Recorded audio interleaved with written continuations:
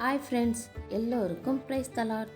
இப்போ நம்ம என்ன பார்க்க போகிறோன்னா, தேவன் நமக்காக இந்த உலகத்தில் என்னெல்லாம் படைச்சு வச்சுருக்காருன்னு பார்க்கலாமா? வாங்க பார்க்கலாம்.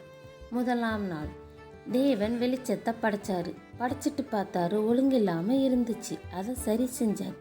எப்படி செஞ்சார்னா, பூமி முழுக்க தண்ணியாக நிறைஞ்சிருந்தது. அதை ரெண்டாக பிரித்தார். வெளிச்சத்தையும் இருளையும் பிரித்தார். வெளிச்சத்துக்கு பகல் எனவும் இருளுக்கு இரவு எனவும் பேர் வச்சார். இப்படி தான் முதலாம் நாளை முடித்தார். இரண்டாம் நாள் தண்ணீருக்கு நடுவே நின்று கொண்டு ஆகாயத்தை விரிவாக்கினார். ஆகாயத்து மேலேயும் தண்ணீர், ஆகாயத்து கீழேயும் தண்ணீர். இப்படி தான் இரண்டாம் நாளை முடித்தார். மூன்றாம் நாள் தேவன் ஆகாயத்து கீழே இருக்கிற தண்ணீர் எல்லாத்தையும் ஓரிடத்தில் சேர்த்தாரு. மற்றொரு இடத்துல வெட்டந்தரையாக மாறிடுச்சு. அதுக்கப்புறம் அதுக்கு பேரும் வச்சார்.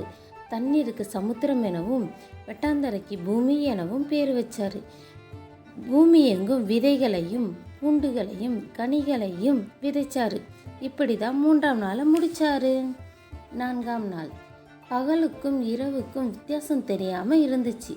வித்தியாசம் தெரியறதுக்காக ஒரு பெரிய சுடர்களை உண்டாக்கினார்.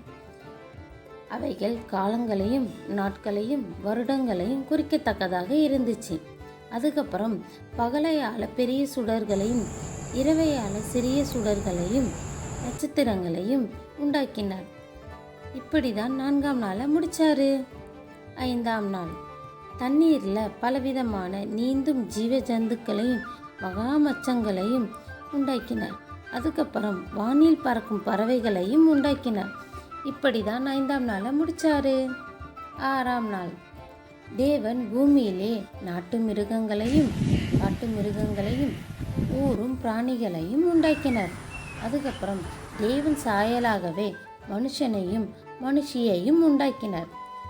மனுஷன் பூமியில் உள்ள எல்லாத்தையும் ஆளலாம் என்றார். இப்படி தான் ஆறாம் நாளை முடித்தார்.